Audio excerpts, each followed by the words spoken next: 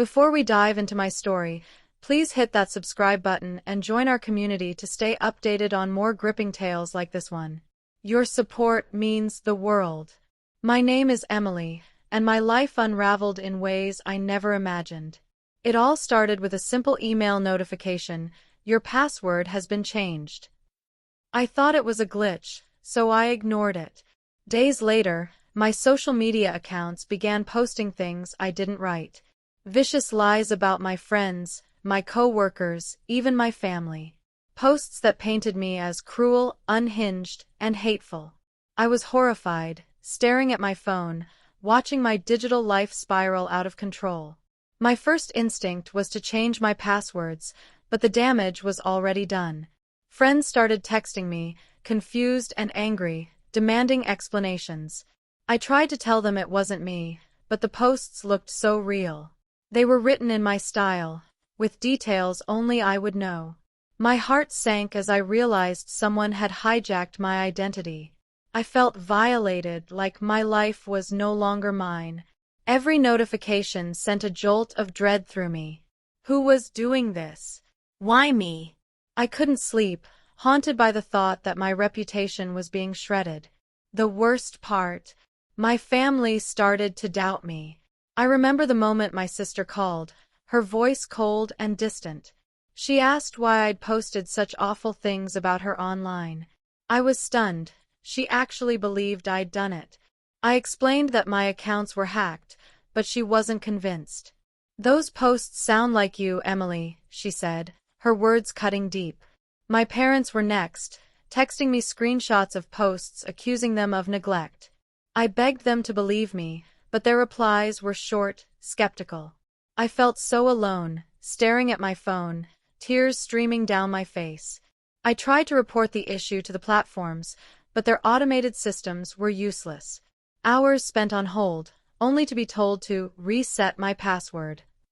Meanwhile, the fake posts kept coming, each one more damaging than the last. My coworkers stopped talking to me, and my boss called me into her office. She showed me a post claiming I'd stolen from the company. I was suspended pending an investigation. My world was crumbling, and I had no idea how to stop it. I started digging into how this could have happened. I remembered that email about my password being changed. Had I clicked a bad link months ago? I'd always been careful, but maybe not careful enough. I checked my accounts and found my email had been compromised too. Someone had access to everything: my messages, my photos, my life. They'd used that to craft posts that seemed undeniably mine. I felt sick, realizing how much power they had over me. I changed every password, enabled two-factor authentication, but the hacker was always one step ahead. They'd locked me out of my backup email, too. Friends I'd known for years unfollowed me, believing the lies. My best friend, Sarah, sent me a long message saying she couldn't trust me anymore. I cried myself to sleep that night, feeling like I'd lost everything. The hacker wasn't just ruining my reputation, they were erasing my relationships. I was terrified of what they'd do next. My family's doubt hurt the most. At our weekly dinner, the tension was unbearable. My mom wouldn't look at me, and my dad kept asking why I'd say those things. I tried to explain, showing them the email about my password, but they weren't tech-savvy. They didn't understand how someone could impersonate me so convincingly. "Just delete the posts," my brother snapped, as if it were that simple. I spent hours trying to regain control of my accounts, but the hacker kept posting. They shared private photos I'd never made public, twisted stories about my past. One post even claimed I'd cheated on my boyfriend, Jake. When he saw it, he didn't call or text. He just blocked me. I felt like I was screaming into a void, with no one listening. The hacker had turned my own life against me, and I was powerless. I started to wonder if I'd ever get my life back. I hired a cybersecurity expert, draining my savings to pay for it. She traced the breach to a phishing email I'd opened months ago. It looked so legitimate, like it was from my bank. That one click gave them everything: my passwords, my security questions, my life. The expert warned me that recovering my accounts would be tough. The hacker had set up their own recovery methods, locking me out completely. Meanwhile, the posts grew darker. One claimed I'd been arrested for fraud, completely false, but people believed it. My neighbors started giving me strange looks. I stopped going to my favorite coffee shop because the barista asked if I was that girl from those posts. I felt like a criminal in my own life. The expert suggested I go public, tell my story, but I was scared. What if no one believed me? What if it made things worse? I decided to fight back, starting with a post on my one remaining account. I explained that I'd been hacked, begging people to believe me. Some friends reached out, offering support, but others called me a liar. The hacker responded with a post mocking my excuses, making me look even guiltier. I felt like I was in a nightmare I couldn't wake up from. My cybersecurity expert found traces of the hacker's activity, but they were using VPNs to hide their location. Every lead went cold. I started documenting everything, screenshots, emails, anything that could prove my innocence. But the damage was done. My reputation was in tatters, and my family still wasn't sure what to believe. I felt like I was losing my mind, second-guessing every email, every click. The hacker had taken my peace, my trust, my life. I was determined to find them, no matter what it took. Weeks passed, and the posts didn't stop. My mental health was crumbling. I couldn't focus at work, even after being reinstated. My boss said she believed me, but I could tell she was wary. Friends I'd lost didn't come back, and my family's trust was shaky at best. I started seeing a therapist to cope with the anxiety. She told me to focus on what I could control, but that felt impossible. The hacker was always there, lurking in my digital shadow. I stopped posting online, deleted my profiles, but they'd already done so much damage. I found old messages they'd sent to my friends, pretending to be me. They'd asked for money, shared secrets, destroyed trust. I felt like I was living in someone else's story. My therapist suggested I take a break from technology, but how could I? My life was online, and they'd weaponized it against me. One night, I got a breakthrough. My cybersecurity expert found a clue, a login attempt from an IP address that wasn't masked. It was a long shot, but we traced it to a nearby city. My heart raced. Could this be the hacker? I contacted the police, but they said there wasn't enough evidence for a case. Cybercrimes were low priority, they told me. I was furious, but I didn't give up. I started researching the IP address myself, cross-referencing it with anything I could find. It led to a coffee shop I used to visit. Could it be someone I knew? The thought made me sick. I remembered a coworker, Mark, who'd always been a little too interested in my life. Could he be behind this? I had no proof, but the suspicion gnawed at me. I decided to confront him, even if it was risky. I met Mark at a park, keeping my tone neutral. I asked if he knew anything about my hacked accounts. He seemed nervous, avoiding eye contact, but he denied everything. I didn't trust him, but I had no evidence. That night, another post went up, mocking my detective skills. The hacker was watching me, taunting me. I felt like I was being hunted in my own life. My family started to come around, especially my mom, who saw how much I was struggling. She helped me pay for a better cybersecurity team, and they found more clues. The hacker was using my old phone number, one I hadn't updated in years. That's how they got past two-factor authentication. I felt so stupid for not changing it sooner. But now I had a lead, and I wasn't letting it go. I was done being a victim. The cybersecurity team worked around the clock, and we finally got a break. They traced the hacker's activity to a specific email address. It was a random string of letters and numbers, but it was something. We reported it to the platforms, and one of them suspended the account. The posts stopped for a few days, and I felt a glimmer of hope. But then they started again, this time from a new account. The hacker wasn't giving up. Neither was I. I started reaching out to everyone I knew, explaining what happened, begging for their trust. Some believed me, others didn't, but I kept going. I posted my story on a blog, detailing every step of the nightmare. It went viral, and suddenly, I wasn't alone. Strangers reached out, sharing their own stories of being hacked. For the first time, I felt like I had a chance to take my life back. The viral blog post changed everything. People started sharing tips on how to secure my accounts. A tech volunteer offered to help for free, and together we locked down every profile I had left. The hackers' posts slowed, but they didn't stop entirely. They were angry, posting rants about how I was ruining their fun. It was chilling to see their words, knowing they were targeting me. My family finally started to believe me, especially after the blog post. My sister apologized, tears in her eyes, for doubting me. It was a small victory, but it meant the world. I started to rebuild my relationships, one conversation at a time. But the hacker was still out there, and I couldn't let my guard down. I installed security software on all my devices, changed every password again. I was paranoid, checking my accounts obsessively. The fear never really went away. My boyfriend, Jake, finally unblocked me. He'd seen my blog post and wanted to talk.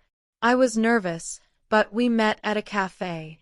He admitted he'd been hurt by the posts but now understood I was hacked. We cried together, promising to rebuild our trust. It wasn't easy, but it was a start. Meanwhile, the cybersecurity team found another clue. The hacker had used a public Wi-Fi network. We narrowed it down to a few locations, including that coffee shop. I started visiting it, watching people, looking for anything suspicious. It felt like I was in a movie, but this was my life. One day, I saw Mark there, typing furiously on his laptop. My stomach dropped. Was it him? I didn't confront him this time. I needed proof. I took a photo of him and sent it to my cybersecurity team. They were working on tracing his device. The stress was taking a toll. I was barely sleeping, jumping at every notification. My therapist suggested I take a break, but I couldn't. I was too close to finding the hacker. My family was supportive now, but they worried about my obsession. "You're not yourself, Emily," my mom said. She was right, but I couldn't stop. The hacker had taken so much from me.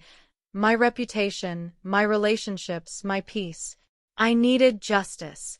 The cybersecurity team found more evidence. The hacker had used my stolen data to access my bank account. They hadn't stolen money yet, but they could. I froze my accounts, feeling violated all over again. Every step forward came with a new setback. The hacker posted again, this time threatening to release my private photos. I felt trapped, like they'd always be one step ahead. I started working with a lawyer to build a case. Cybercrimes were hard to prosecute, she said, but we could try. We gathered every piece of evidence, screenshots, IP logs, emails. It was exhausting, but it gave me purpose. My friends started rallying around me, sharing my blog post, spreading the word. I felt less alone, like I had an army behind me. The hackers' posts were getting sloppier, less frequent. Were they slipping? I hoped so. My cybersecurity team said they were close to identifying the hacker's real identity. They'd found a pattern in the login times, suggesting it was someone local. I couldn't shake the feeling that it was Mark. He'd been acting strange, avoiding me at work. I didn't have proof yet, but I was watching him. Every day felt like a battle, but I was ready to fight. One night, I got a call from the cybersecurity team. They'd traced the hacker's email to a real name, Mark Thompson. My heart stopped. It was him. They'd found his digital fingerprints on multiple login attempts. I felt a mix of relief and rage. Why would he do this? We'd never been close, but I hadn't thought he hated me. I remembered little things, his comments about my social media, his questions about my life. It all made sense now. The police were finally interested, thanks to the evidence. They brought Mark in for questioning, and I waited anxiously for news. The hacker's posts stopped completely, and I dared to hope it was over. But I was still scared. What if he got away with it? What if he came after me again? I couldn't relax, not yet. My life was still in pieces. Mark confessed. He'd been jealous of my success at work, my happy life online. He'd found my password through a phishing email he sent, disguised as a company memo. He thought it would be fun to mess with me, but it spiraled out of control. I was furious, but also relieved. Knowing who it was gave me some closure. The police charged him with identity theft and cyberstalking, but the case would take months. I didn't care. I just wanted my life back.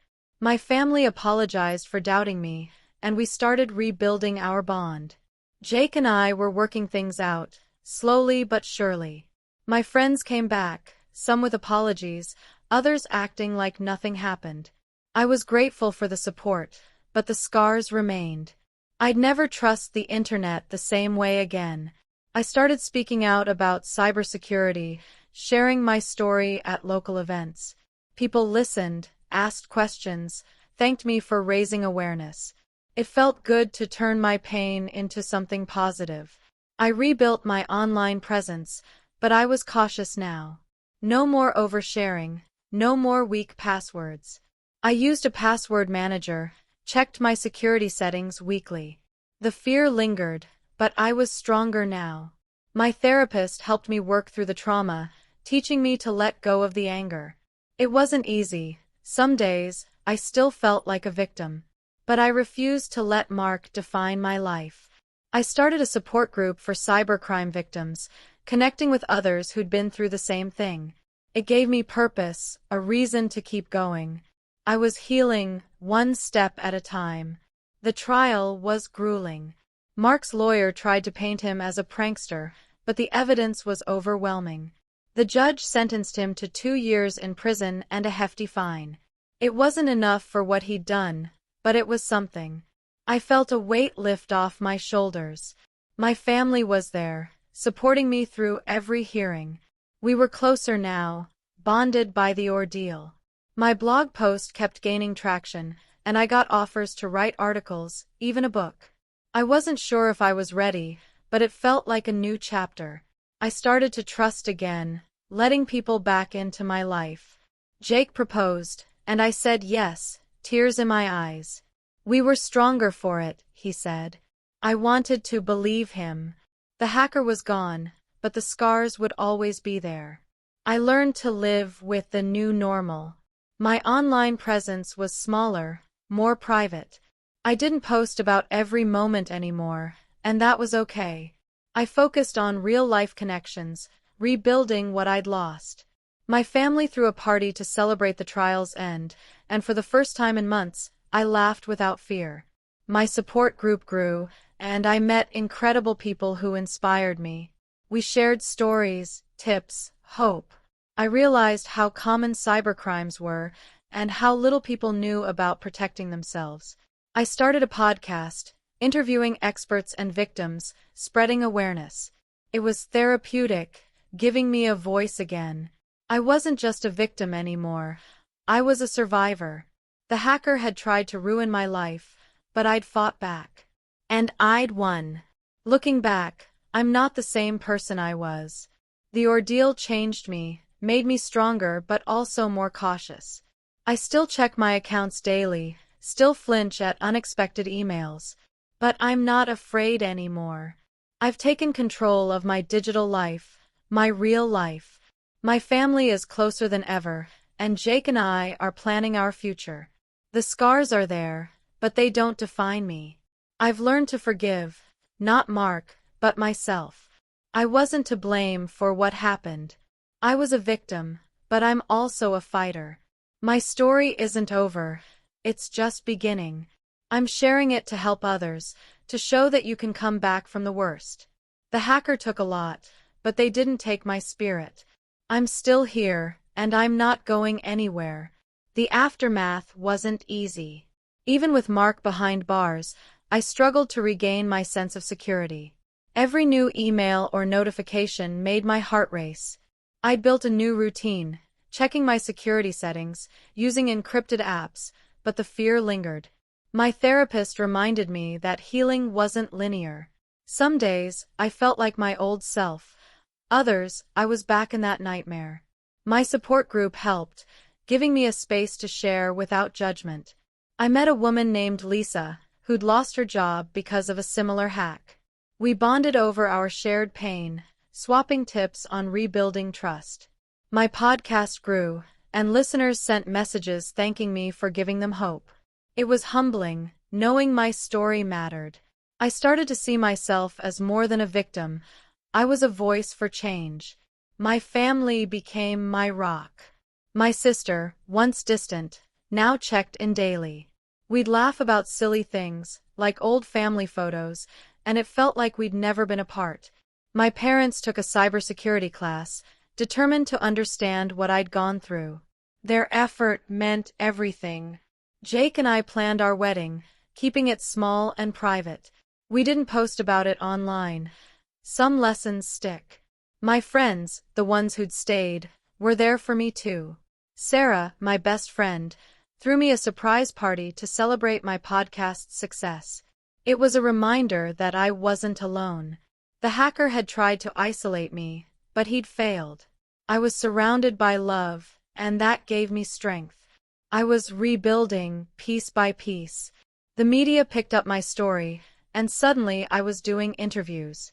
Local news, then national outlets, wanted to hear about my fight.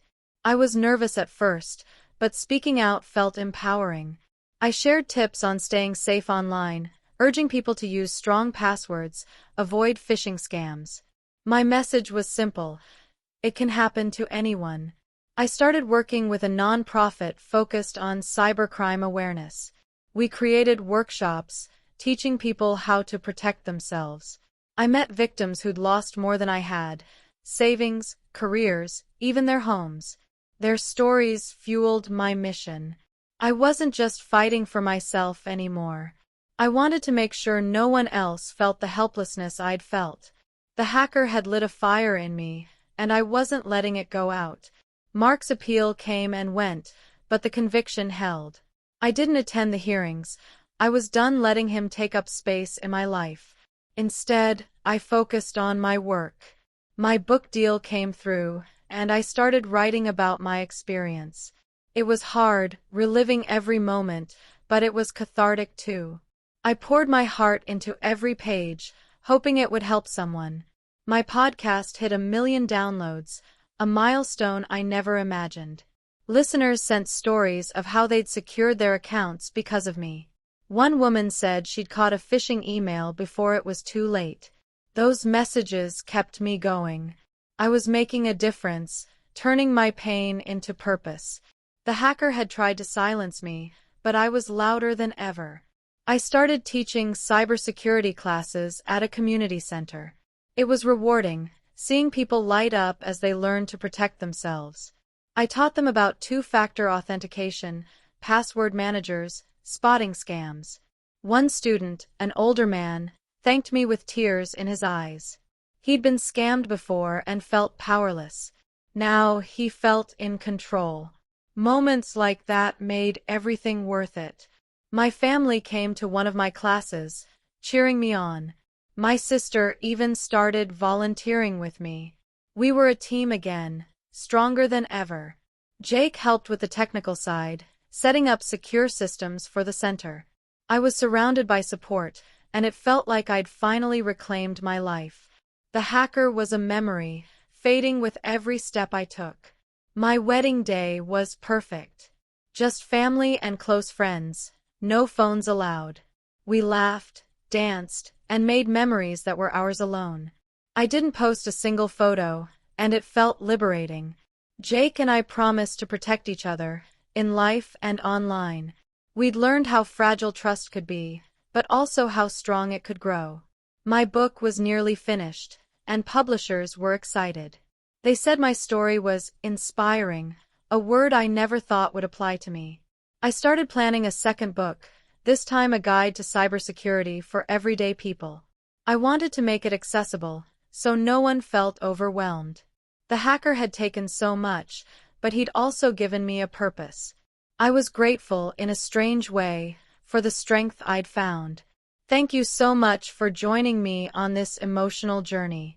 If you haven't already, please subscribe to the channel to hear more stories like mine and support our mission to raise cybersecurity awareness. Your support keeps this community strong. Let's keep fighting together.